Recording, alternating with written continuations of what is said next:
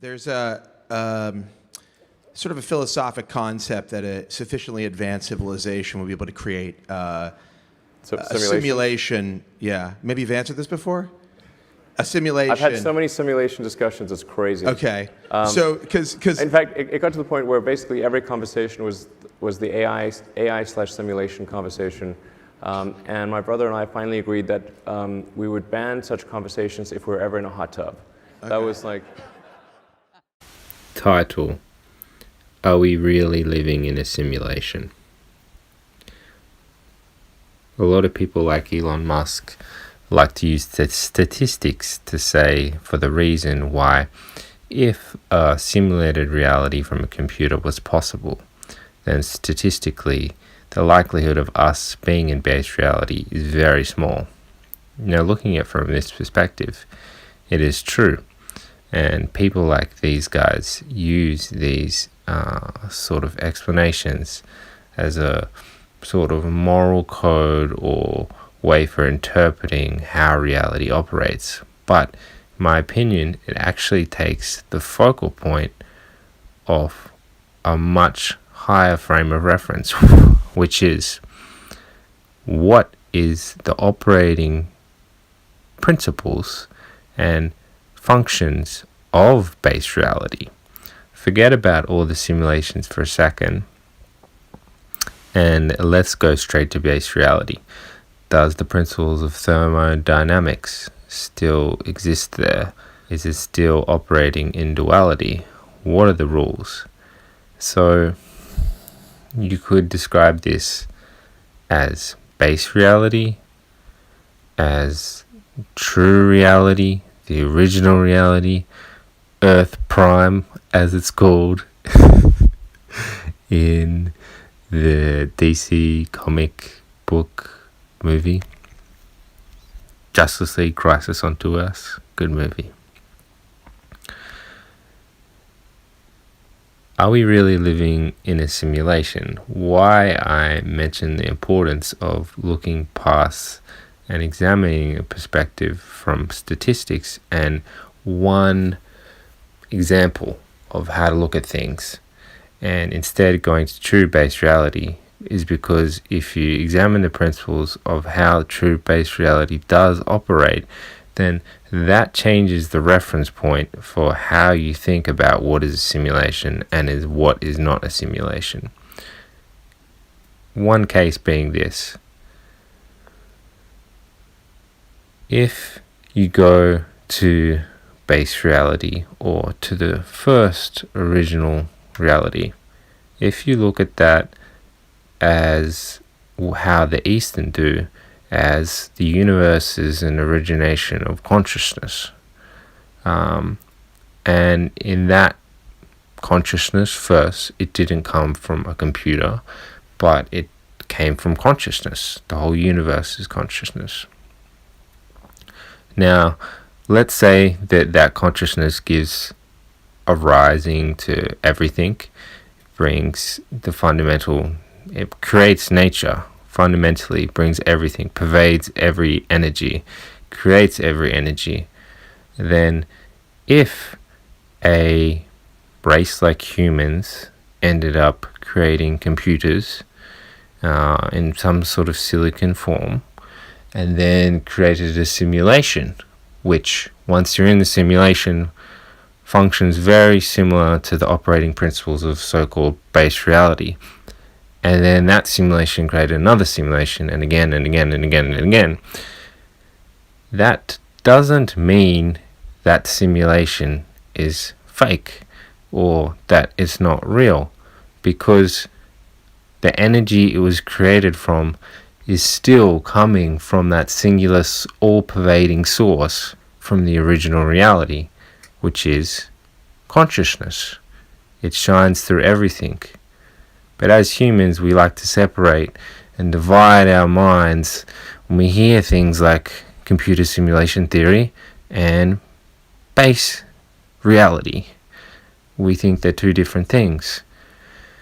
To draw a parallel, a lot of different cultures in the world have different ideas of what the human mind is, what thought is, what intelligence is.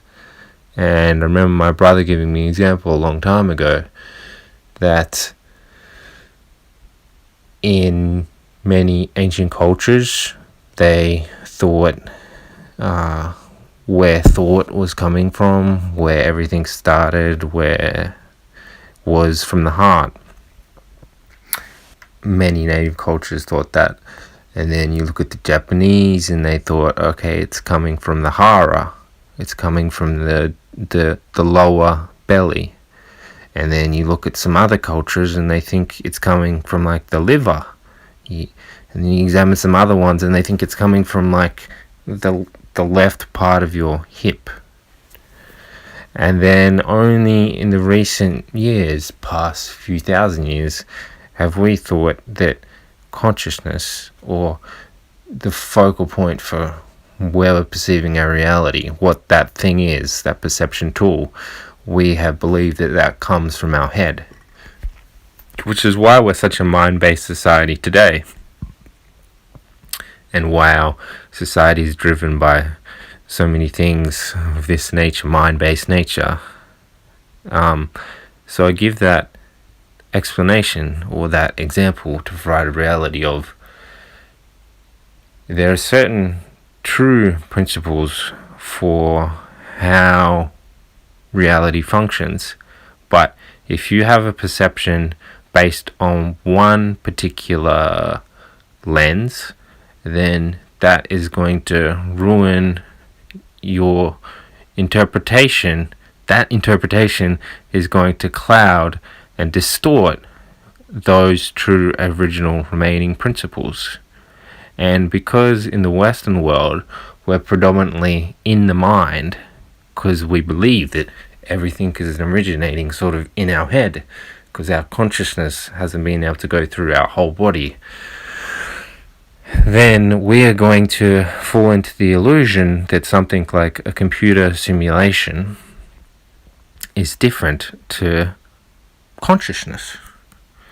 But actually, they're in fact the same thing. In the last video, I used the example of we're living in a simulation, and that's what the Easterns were calling it. But in reality, that's not the case. There's actually no distinction between the biological and the computer. Silicon, even if it's not made from silicon, there's no distinguishing. There's also no distinguishing between base reality or non-base reality. So, going along with this theory, there's one original reality, and that creates a whole another bunch of subsets. But there's also another way of looking at this thing, which in the East they sometimes call, well, could be translated as fractals of God.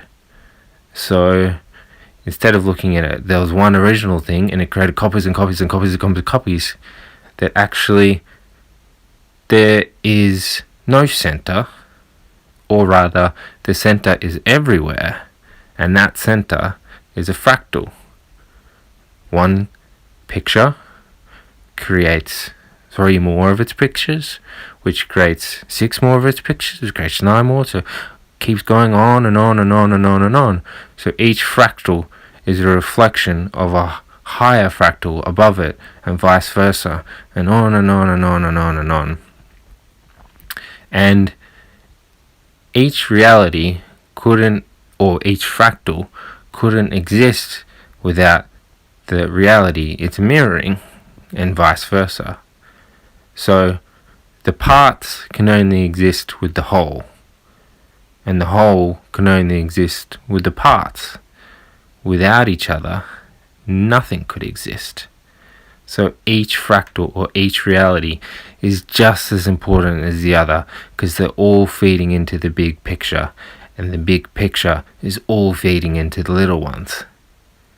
It's all just as important. It's all just as real, or non-real, depending on how you want to look at it. So, I hope this can clear up some sort of confusion or anxiety you're having about reality, not to worry. At the end of the day, everything's still consciousness, you're still consciousness, so you can relax. See you next time. Hope this serves you well.